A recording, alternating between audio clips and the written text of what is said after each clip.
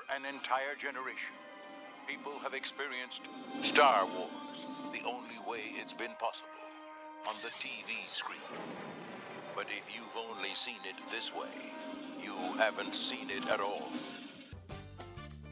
This is the podcast you're looking for. He's been waiting for you. This is Amy Ratcliffe, blogger for StarWars.com, IGN, and other sites, and you are listening to Coffee with Kenobi with Dan Z and Cory Clubb. This is the podcast you're looking for.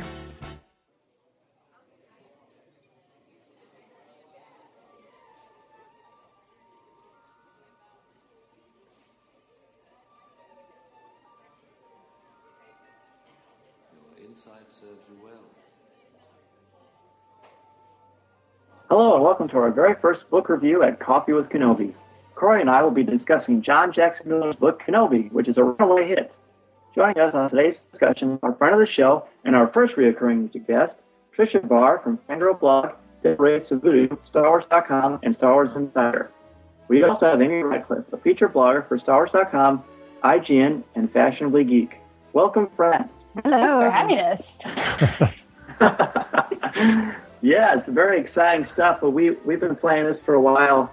Of course, Kenobi is a ginormous hit. Everyone's talking about it, and we thought we'd get two EU experts and Star Wars aficionados to join us. So let's just go ahead and get right down to it. Ladies and Cory, what are your overall thoughts on the book? Did it meet your expectations?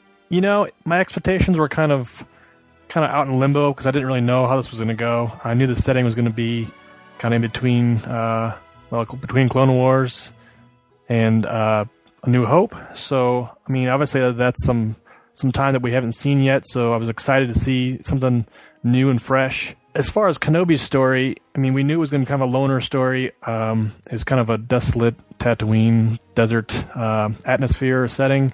Dived into it just with that expectation and just went from there. It kind of surpassed my expectation, if you want to call it that, too, because it was a little different than I expected. So, to me, like John mentioned in our interview, that it was kind of a Western feel to it, and very much so. You know, getting in bar fights and things like that. It's definitely got that Western-y feel, just down to the civilization and all the characters, how they intertwine and things. But all around, I thought it was a fabulous book. It did meet my expectations and it surpassed it, so definitely an excellent book. Awesome. And Tricia, when I first started chatting with you about reviewing this book with us, I know you leaned a certain direction, and I know you were going to reread it, and I'm curious, are you still in that direction, or have you turned around? Well, I read this book a little bit earlier. Sometimes for SUVUDU, I get to read the right when arcs come out. So it had been it seemed like a long time between the first and second read, which I went back and finished. I'm a huge Obi-Wan fan, and I hold all my books up to what I call my OT standard, which is I want to get that kind of Star Wars feel. The book was a lot better in some things than I expected, in building a lot of different really interesting characters and weaving a lot together. I'm also a big Western reader and an equestrian, so I have this whole other angle that I was coming at it. And first read it, I was editing my own novel, so sometimes I would look at some of the prose and be like, I wanted more Obi-Wan. And that's just me, because I like character dives, and I just felt like if you put them on the cover, I would have liked more. In the end, when I reread it, and I got to sort of enjoy some of just the other characters, and it was going to be really another one deep dive, I ended up enjoying it. I think it's a good Star Wars book. Okay. Amy, what about you? Well, I kind of went into it, not completely blind, because from the title of the book, you know that it's going to be about Obi-Wan, and I knew about the time period that it was set in, and I'm very curious. There are some Star Wars mysteries I want to always remain mysteries, but Obi-Wan's time with Tatooine is one of them. That's something that I would love to learn more about. So I went into it expecting that, and also I was a little concerned going in how they're going to tell such a small, kind of microscopic story and put it in the context of this big galaxy when we're used, the EU books that I've read, which is far from all of them. I'm relatively new to the EU, but, people are on ships and they're flying around and they go all kinds of places and encounter even more people with, names that you're going to forget half the people they run into. So I was curious about that, how it would be handled. And I was pleasantly surprised to see how this kind of slice of life, Western style story work within, the bigger scope. Very cool. And I think for me, I just come off of reading Scoundrels, and I actually don't know what you or Amy think about Scoundrels. I liked it. I didn't love it. I had a high standard for Timothy Zahn. And Kenobi comes out, and of course the name of our podcast and our website, and so we had high expectations for sure. And I read it, and I loved it. And I'm a book snob, I'm a book prude, and I'm not proud of that. Well, maybe I am a little bit. and I thought it was fantastic. And I think the biggest thing for me was I felt like, and maybe this is kind of jumping into our second question a little bit, I felt the voice, like you said, Tricia, about the OT standard. I was concerned about Obi-Wan's voice, and he met my expectations, except for one area, and that would be the meditation. Oh yeah, the meditations are. I don't know if you read the blog. I guess they were added in sort of as a comment from Jen Heddle. I saw that. And I'm glad they could have been, because I think without them, this book would have really struggled, because a lot of the comments you read from people were that it wasn't enough Kenobi based on what they saw.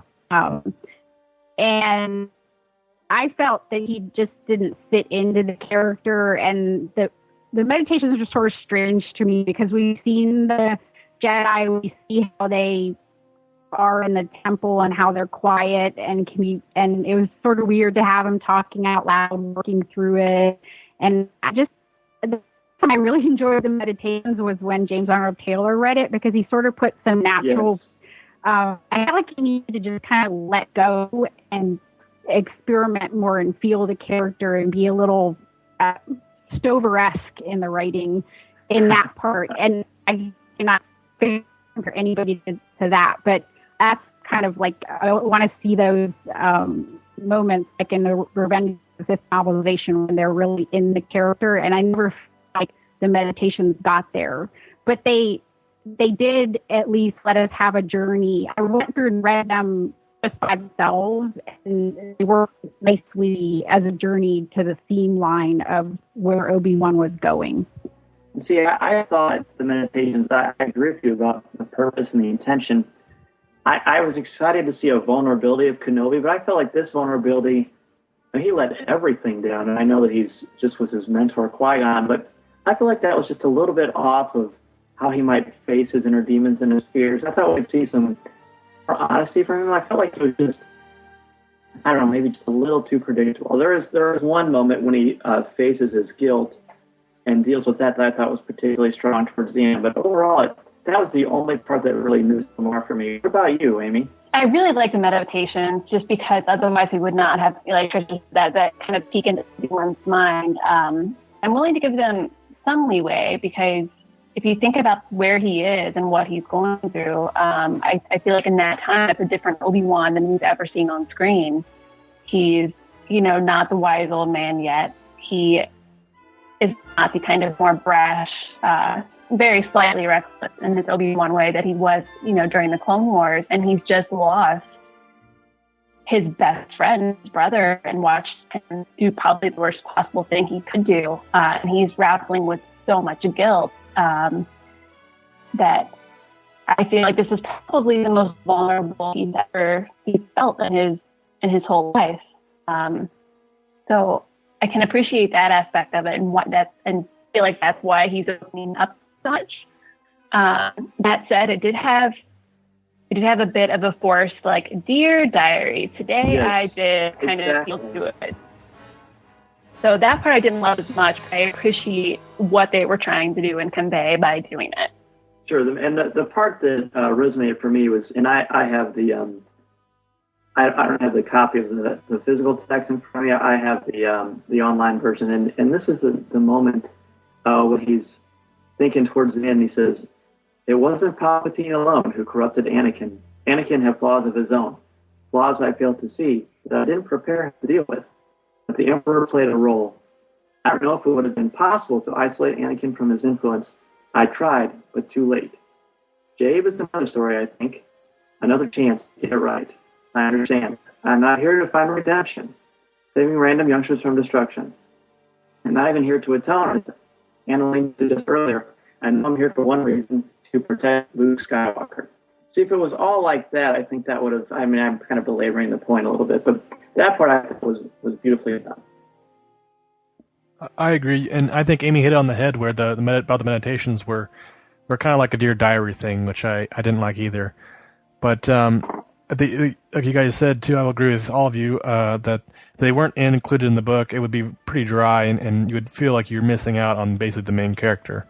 But I want to shift gears a little bit, too. Another character I really liked was, I might say it's wrong, but a Yark. Oh, yeah. The Tugson Raider. Yeah. And I really found myself, even in the beginning, kind of really enjoying that character and that setting and that viewpoint of the Tugson Raiders and how they kind of live and how they just achieve their goals and just look at the whole world and the whole civilization through their own eyes. And I thought it was an amazing way to do it. What do you guys think? Maybe it's a good time to reiterate that this is a spoiler-filled podcast. Yes. If you have not finished Kenobi, I would definitely suggest pausing it and finishing this book. So, Ayark. Yeah, Ayark. And we can talk about Ayark, and we also, any favorite characters, Ayark. To me, Ayark is probably my favorite non-Kenobi character in the book. Yeah. She might even eclipse Kenobi as far as the appeal. What did you both think about Ayark, or any of the characters in this novel? I like the world building of being another culture. And I had to think about Ayark and the little twist with her as far as revealing that that it was a woman or female Tusken. I had to think about, because there weren't a lot of surprises in this book. Obviously, we sort of know what's going to happen. So he had to definitely build some moments in the story. So I was wondering, would it been shown her even better as a female character? This is my thinking about it. If we had known how long that she was struggling against this, or was it better to have a surprise? And I went around and I actually came back to liking the surprise. I don't know that the people that should be shocked that they were, had an expectation that it was a woman will really be shocked by it, or would think twice about that point that they made an assumption. But I like that it sort of took people's assumptions and turned them on their heads a little bit. I knew there was something with her because you sort of distant on character. I was having trouble with her motivations at first. And so that's the cost in the storytelling of having that shock moment. And so, I thought about it, and it worked out really well in the end. But there's always those payoffs when you're telling stories. So at the beginning, I was a little like, I don't know. She wants that. She wants to capture Obi-Wan. She wants to kill Annalene. It just the motivations kept changing. And so that was sort of the trouble I had. I liked her better when I knew who she was and I knew what she was going for. Interesting. I hadn't really thought about it like that. And I know you can't tell, but I'm actually nodding my head while you're talking. I was too. Yeah.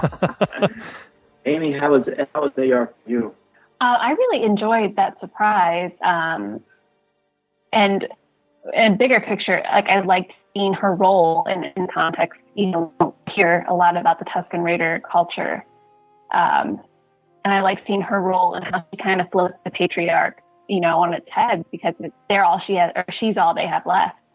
And I like I was with Tricia, like her motivations flipped around a lot, or not her motivations, or what she wanted from Annalene or from Obi-Wan. But I like seeing her, kind of like I said, that figure who is kind of resigned to leading her people, but isn't afraid to do what needs to be done to get them back to the place of, or even greater numbers where they once were. So I enjoyed her character, but I enjoyed learning more about like the Tuscans. That took kind of priority, if that makes sense. Or I don't know, I enjoyed that aspect more than the actual character. It makes perfect sense. For me, and actually when we interviewed John Jackson, I told him this, he thought it was pretty funny, but the majority of my reading of this book occurred around 2 or 3 in the morning when I was changing diapers and things like that, so I was sort of out of it. And when I would read this stuff, it would just make me completely alert. When I realized that Eric was a female, I actually gasped out loud, and I was, "Oh, what's going on? What's wrong?" I said, "Oh, this is a great scene in this book."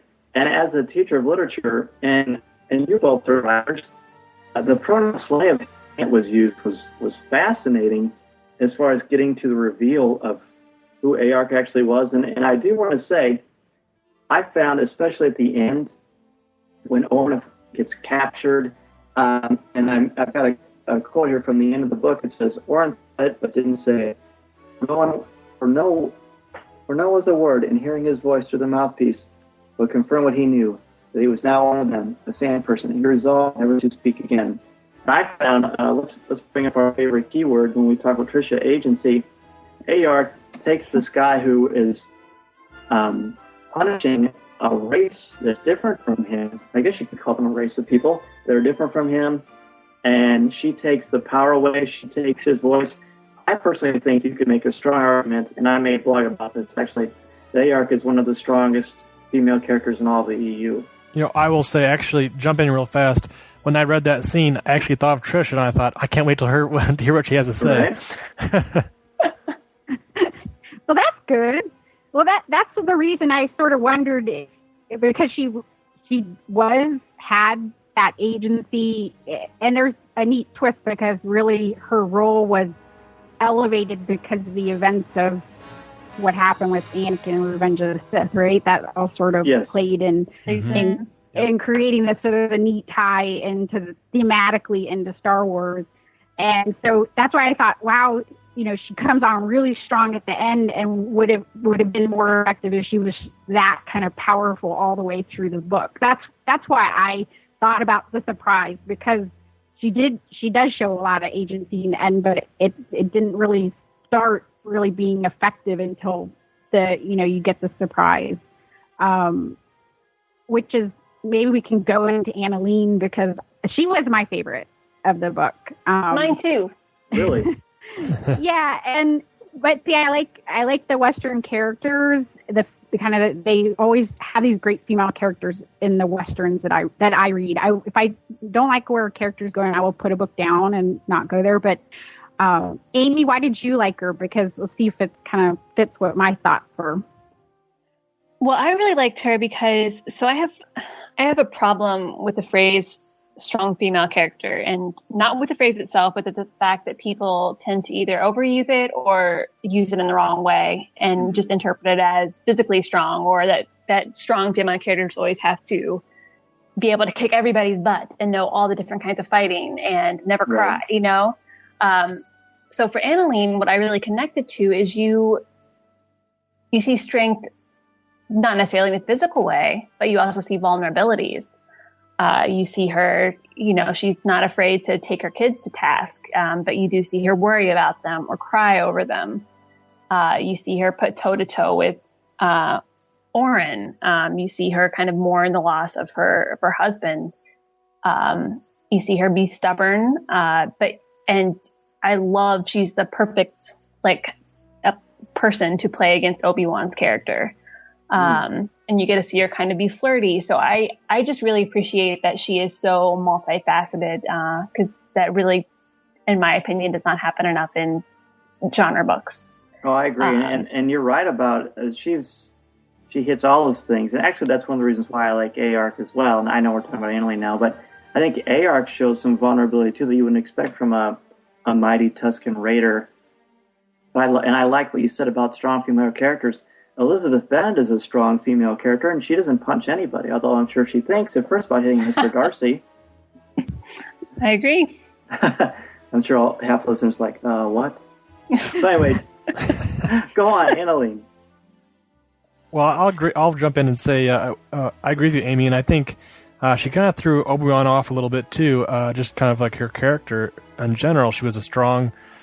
She could kind of fend for herself, and she kind of didn't take crap, and I like that. And I liked the reaction Obi-Wan was getting from her as well on just meeting her and interacting with her and things like that. So I agree.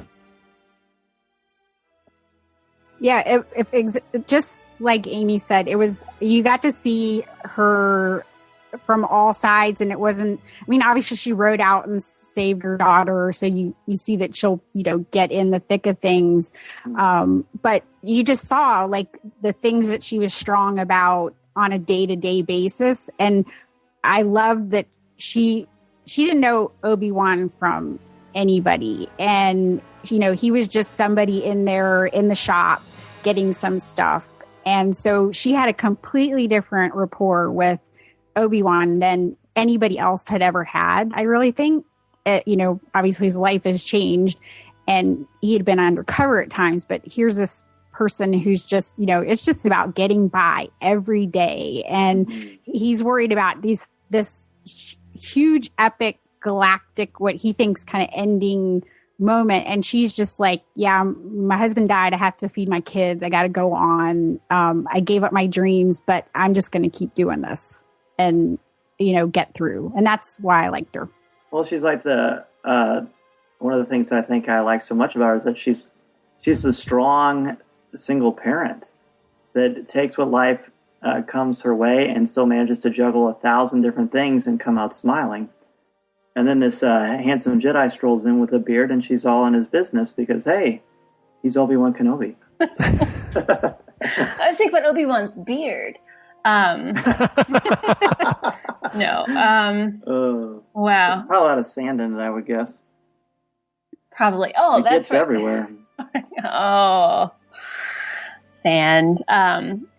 I was going to say I very much like the interaction she has with her customers, that even the way she deals with the lady who doesn't remember her every day and is always asking silly questions.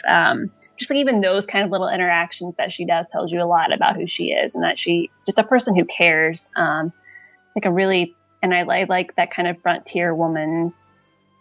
I don't know. I really enjoyed her. Well, and Amy, you mentioned something earlier, I believe, about the ancillary characters, the side characters in this. And Annalene had the potential to just be someone that you would just acknowledge and just move along, but she sticks with you. And I think, in fact, if there was a sequel, the way it ended up, it might be tricky, but I think she's a character that people will want to hear more about. I would. Yeah. I want to see her adventures on her little safari or whatever she's going to end up there. That was sort of that moment at the end where you're like, oh, wow, she's could be in a bad place even. Yes. Yes. Yeah. Please, like go on a Alderaan. vacation. Yes. It was like, oh, yay. Oh. You see a bright light, go away.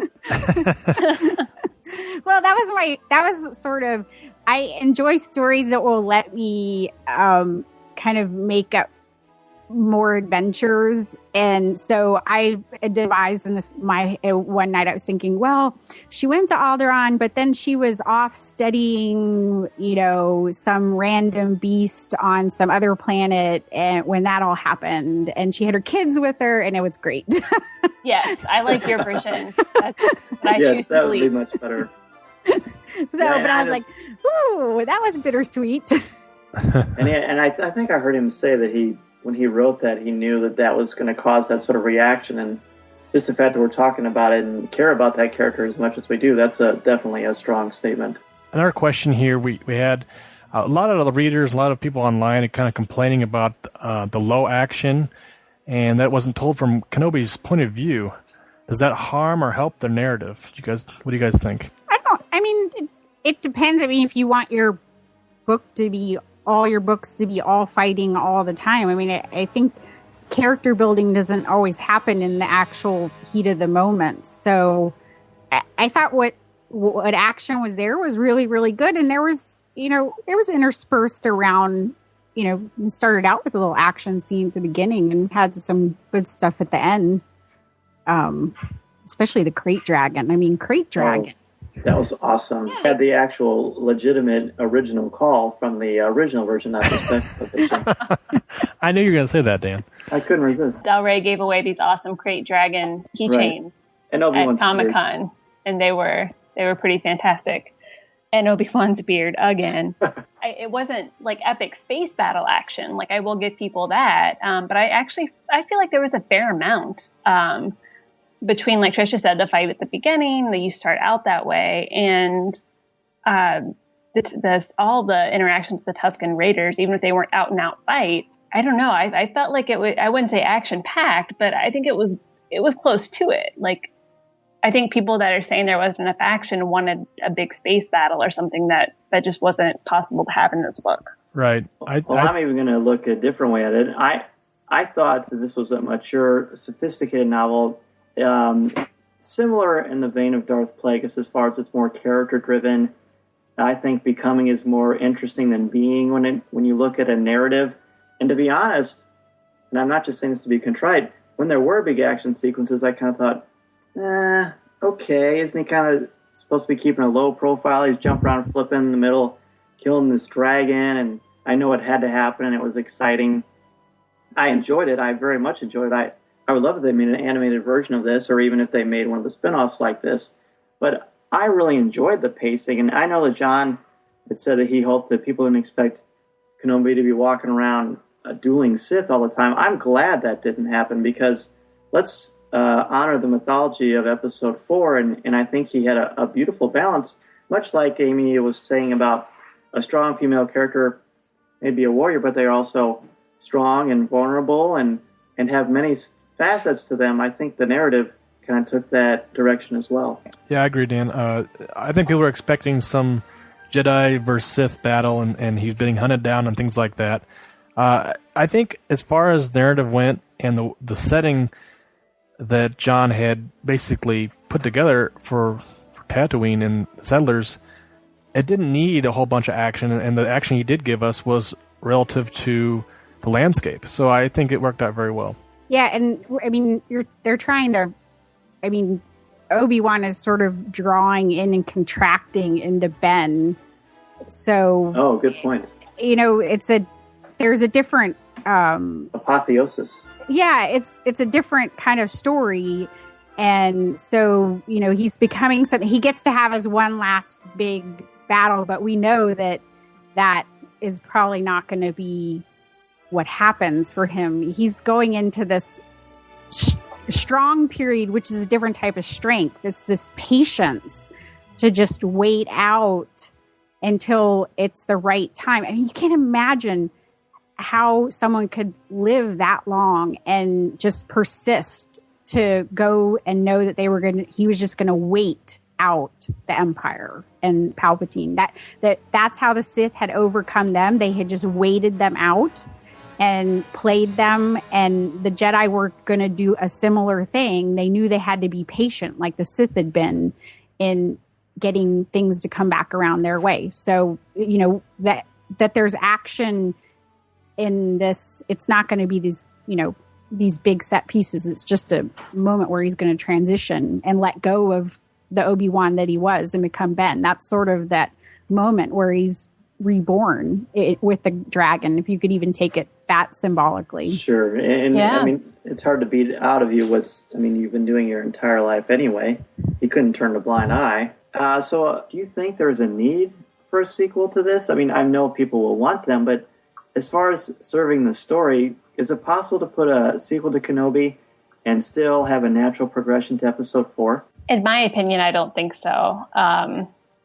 Because I feel like he probably learns from everything that happened in this book. He probably keeps more to himself. Not because it didn't all work out in the end, but at some point he's going to be like, that was probably a lot of me drawing too much attention to myself, and I can't repeat that cycle, until it's the right time, for Luke to know what happened. So he can't keep doing that kind of thing for 15, 17, 18, 19 years. Sure. So I don't think it would make sense. And like Tricia said, I mean, he and I watched New Hope again today twice because I've shown it to a couple of my British literature classes, and I'm just looking at Obi-Wan and Sir Alec Guinness as how he's reflecting on the name Obi-Wan Kenobi and the amount of time. I mean, we think sometimes that time drags on depending on what we're doing. I mean, he had practically nothing to do except keep his eye on Luke from far away, struggle to find water every day, and keep himself alone. So as much as I wish Amy wasn't correct, she's 1,000% correct. I think this story kind of stands on its own. Tricia, what do you think? Yeah, my opinion is that Star Wars books needed to get back in the business of building new characters, which is sort of why people fall in love with the movies in the first place, is you get to learn about heroes. And so I read this and I knew it was sort of a book for people who are big Star Wars fans that would want to know a little bit about a character, but I don't think it's a book, or there would be a sequel that would draw in these vast amounts of readers. It's kind of a niche book, and people that really like the character. And I think, didn't he go pretty far in the character showdown for March Madness, Obi-Wan? I think he was more popular than people thought he was. Wasn't he top 4? I think so. I think so. I think he was. Yeah, he was. He just kept like holding in there. I'm like, yeah, go Obi-Wan, because he is literally my favorite character. Yeah, but I don't imagine. Wait, more than Han? Yeah, more than Han. Oh my. I you know you're on record now, right? I know I'm on record. I think I said that during the madness part, but I think that anything else, I like I said, I imagined what would happen to Annalene, so it would be a happy ending for her. But I still think that we have to jump like out of this era where we know the inevitable to get some exciting new adventure. So, down the road, I think it was a neat kind of interstitial kind of story between the movies, but I don't see anything out of it. And I don't even think if they did a Kenobi movie, which honestly I would like fall over and hand them my money. Let's do a Kickstarter. Here, give me my money now. Just it wouldn't be this story if there were a movie that was made with Ewan McGregor, because it wouldn't be this story. I don't think that it would be a different piece. I imagine it'd be like Obi-Wan and Yoda run out of hiding for some big reason and do an adventure and then go back into hiding. But because that's the way a movie a buddy cop movie. That's the way I just think Obi-Wan book, a movie with that would be different than what we see here. I think. Cory, what do you think? Yeah, as far as a sequel for me, I think this book stands alone so well, and like you guys said, it builds such great characters. And I'd hate to see a sequel kind of. Well, I wouldn't mind seeing an offshoot of some of the characters to see what happens, but it would be difficult to write a sequel to that would be just as good as this. I don't think it's needed. But if they'd make the movie, it'd be a lot of fun. Well, and I think the A arc reveal, it wouldn't be like M. Night Shyamalan reveal. I think the fact that he never used pronouns, and I've heard him talk about this too, I'm sure you all have, I think that builds to the strength of the big reveal of that character. I can't get off the A arc topic. She was my favorite part of the book, hands down. I think that would be tricky to do on the silver screen. Interesting. And now it's, I don't know, I agree with all of us that it probably doesn't need a sequel, but these are the kind of stories that I enjoy. In fact, I would love to see more stuff between Empire and Jedi. I know they already covered that with Shadows of the Empire, one of my all-time faves. But I like this kind of stuff. I think that a lot of people are worried about the mystery. People don't want to know about Yoda's backstory, and that's fine. I think a story well told in the hands of an excellent writer is a story well told. It doesn't really matter what it's about. Absolutely, Dan. Well, that is true. It's just it's harder to. I always look at stories of how a large audience is going to come into it. So it depends on how many people really want that. And I still think the filling in the blanks or filling in the gaps is a harder audience to capture than telling new adventures. That's just my observations Sure. watching pop culture. No, that's a good way. enough. That's a good way to put it. I mean, you're right, because it's almost like you have to fill those gaps and using your mind is fun to fill the gaps. Oh, that's yeah, one of the reasons why like you novels and mentioned, stuff like that, they have such big gaps because they want you to do that. Absolutely, and even like the ending of this book where Aline went off and we weren't really sure. Yeah, we weren't really sure where she went. So it was. So I know everyone's time is precious, and I think we timed this fairly well. But let's any final thoughts or wrap up, and I'd love to get all of your ratings out of 5 stars for Kenobi. And Amy, why don't we start with you? Oh, pressure.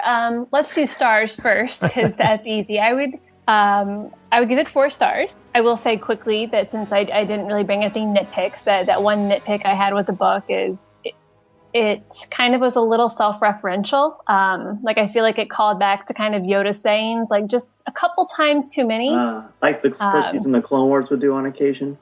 Yeah, and like Agents of S.H.I.E.L.D. is doing right now. Oh, I don't know if you watched it. It's just in my mouth. That's a name drop city, so it's not that bad, but it does have that feeling of I'm like, okay, like I see what you're going for, but overall, I really enjoyed it. I really liked here is a look at this small but very important corner of the galaxy and an everyday story that, sure, there are overtones of the Empire. They affect everything on Tatooine and how people live their lives. But in general, it's kind of separate from those big heavy hitters in Star Wars. And it's just its own little story that shows a lot of character growth for Obi-Wan and introduces people like Annalene. So I really enjoyed it.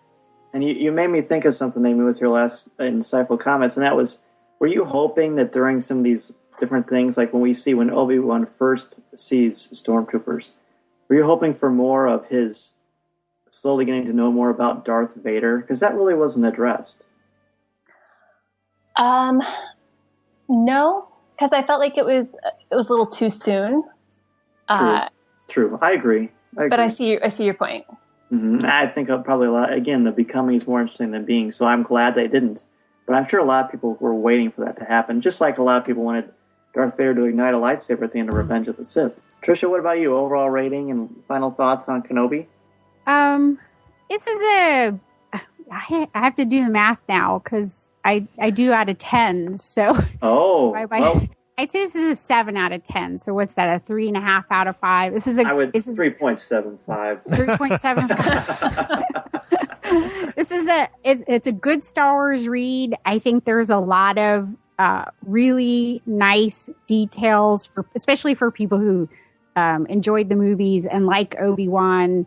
I like the Western feel because that's one of the things I like about Star Wars and enjoyed, especially about the beginning in A New Hope, that we kind of got, you're on the outskirts of the big galactic war. And so I think it's a really good book. I thought I would have liked to had him sit more into the characters and really get into the motivations. It was a little bit plot driven at times, which slowed it down for me. But it's a very good Star Wars read. So it's basically if they would have put a little more directive into, and I don't blame John Jackson Miller for this at all, maybe a little more directive into the meditations, would that have fleshed it out a little bit more for you? No, John Jackson Miller started his comics and he moved into prose. True. So I wrote Knight Errant. I struggled with because I felt like he likes to do the travelogue where Care Holt travels through and he shows you all these different things happening. And so Obi-Wan was that same sort of figure in this book. He sort of moves through the story and you see the world that he's exposing. It's a same style. And so I don't think he always sits into the characters and really gets us. Again, like I said, I had trouble with our Yark, with her motivations at the beginning. I just didn't feel like I felt who she was. And I thought Oren was a little bit, at first I had trouble with him too, which you're trying to be kind of, discreet about it because you want to have a reveal. But at the same time, I didn't, sometimes I felt like it was a little bit like, well, this is what I'm going to do with the plot. And that'll show the characters where they are. But I didn't always feel that from the characters. So just sort of dropped out of nowhere. Yeah, some of the stuff. Yeah. Like I thought there was one scene when she ran to take the speeder and crashed it. I kept thinking, well, she crashed this because he needs it later on. I felt like that was something that was in there. And then, so like those type of things, when you see them and you go, I feel like that was just in there so something had happened later. That's where I say I don't feel like could have sat into it and kind of woven that in a little bit better and had a little bit tighter of a story. So. There were certain conceits like that. I agree. I think that's why, again, the AR thing threw me. Is I thought, something that's not predictable. That's good, because sometimes we run into that a little bit. It'd be interesting how, if we were doing this roundtable on Razor's Edge, what you all thought about that. But that might be a show for another time. Cory, your final thoughts on Kenobi? Yeah, I think it's a good book. Like you guys said, it's a good book for fans of the character to pick up and get to know new characters. It's a good start-off point for fans who have never read EU books, I think. I agree with that. I mean, it's a simple book to pick up, and you're not worried about have to catch up on anything, and you can kind of dive in. Even after watching Clone Wars, it kind of is a nice jump in and kind of pick up where Kenobi is at. But all in all, I'd say it's 4.5 out of 5. I really enjoyed the setting, and I enjoyed the Western feel of it all. It was something really different, other than other Star Wars novels. I liked the characters a lot. The character building was done well. I was missing a couple of things as far as, I mean, like you guys said, it was. I liked the meditations, but I feel like I could have used a little more Kenobi in general. But the plot was a little bit predictable. It reminded me of like basically a Western film where you've got your ranchers, you've got the ex-lawman who comes in the city and kind of rounds the rascals up, and he kind of takes care of business. In the end, everybody gets their due, and everybody gets their comeuppance, and the bad guy always gets that that crazy weird death, buried alive, or a snake down his throat or something. So that kind of it reminds me of a Western like that. So it was really well done. Snake down his throat. What are you watching? I have no. That came into my head. I don't even know if that's true. Oh my! That's a good one, though. That's going to be in his next book. Yeah, there you go. Oh man, I give it 4.5 out of 5 as well. I didn't expect that I would rate it as high as I did. Actually, originally, Tricia, I was going to do a 10 too, and I probably would have given it an 8 if I did it out of 10. So for 4.5 out of 5. I already mentioned how much I enjoyed the AR character and what a surprise that was for me. And I haven't read as much EU as the rest of you probably have. I've read my fair share, but not as much as the rest of you. So I think that was a nice twist for me. I tend to gravitate more towards prequel trilogy, expanded universe, because I hold the original trilogy so sacrosanct. So maybe you can give me certain recommendations that will help level the playing field for me. But I enjoyed it. It was character driven. The action was there when it needed to be. I just enjoyed seeing more about Obi-Wan Kenobi, and it fleshed out his character just a little bit more. So overall, I was very excited. It's nice to have books that you have such high expectations for, and for me, it met my considerably high expectations. So that will certainly do it for our first book review of John Jackson Miller's Kenobi. We want to thank Tricia Barr and Amy Ratcliffe so much for being our esteemed guests, and ladies, we really appreciate you coming on and sharing your insights with us. It's always good to get an intelligent perspective, and so we really appreciate it. Appreciate that you had us on. Absolutely, we will certainly do something like this again soon if you're both willing, because George Lucas willing, there will be a lot more expanded universe books on the horizon. So thank you again, Tricia and Amy, so much for your time.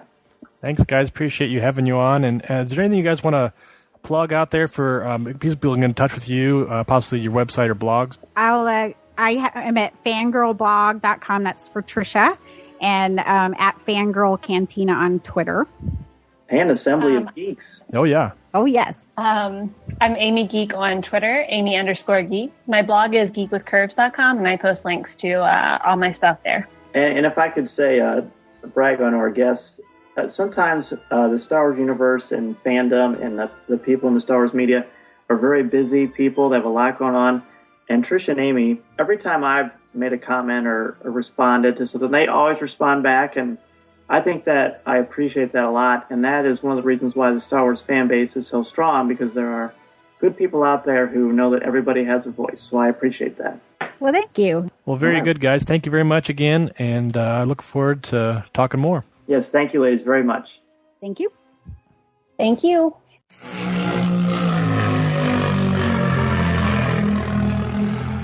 If you'd like to respond to a question on our show, or have a comment, or would just like to say hello, send us an email at feedback@coffeewithkenobi.com. Or if you have a specific question or comment for us individually, email us at danz@coffeewithkenobi.com or coryc@coffeewithkenobi.com. Or visit us on the web at coffeewithkenobi.com and click on the Contact Us section, or comment on one of the stories featured on the site. If you enjoy the show, please provide a review on iTunes. You can like the show on Facebook at facebook.com/coffeewithkenobi, as well as keep up to date on our Twitter feed at twitter.com/coffeewithkenobi. If you enjoy the jazz music, download the album Eye to Eye by Steve Torok on iTunes. Give the evacuation code signal. Don't forget to send us your comments and opinions on our topic for show number 7, the role and rights of fandom. This is the podcast you're looking for. This podcast is not endorsed by the Walt Disney Company or Lucasfilm Limited and is intended for entertainment and informational purposes only. The official Star Wars website can be found at www.starwars.com. Star Wars, all names and sounds, and any other Star Wars-related items are registered trademarks and/or copyrights of Disney or their respective trademark and copyright holders. All original content of this podcast is the intellectual property of Coffee with Kenobi unless otherwise indicated. There's no one here. Move along. Move along.